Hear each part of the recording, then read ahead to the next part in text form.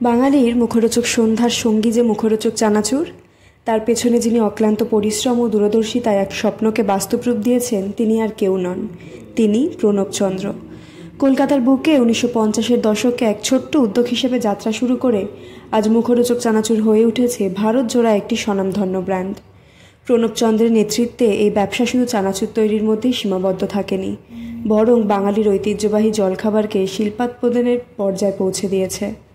স্বাস্থ্যকর উপাদান, নির্দিষ্ট রেসিপি এবং বিশুদ্ধ স্বাদের ওপর নির্ভর করে তিনি যে ব্র্যান্ড গড়ে তুলেছেন, তা আজ আস্থায় ও স্বাদের প্রতীক।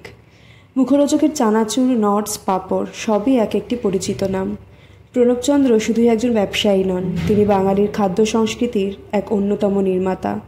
তার এই অবদান আজও আমাদের প্রতিদিনের আড্ডায় আর বিকেলের জলখাবারের গর্বের সঙ্গী হয়ে থাকে। ট্রাভো নিউজের সাবাস বাঙালির পক্ষ থেকে তাকে জানানো হয় কুর্নিশ। সাবাস বাঙালিতে আজ এটাই ছিল আমাদের পক্ষ থেকে একটি ছোট্ট প্রতিবেদন। কেমন লাগলো সেটা অবশ্যই জানাবেন। আপনারা দেখছিলেন ট্রাভো নিউজ, শুধু খুশির খবর, ভালো খবর, যা কিছু বাঙালির।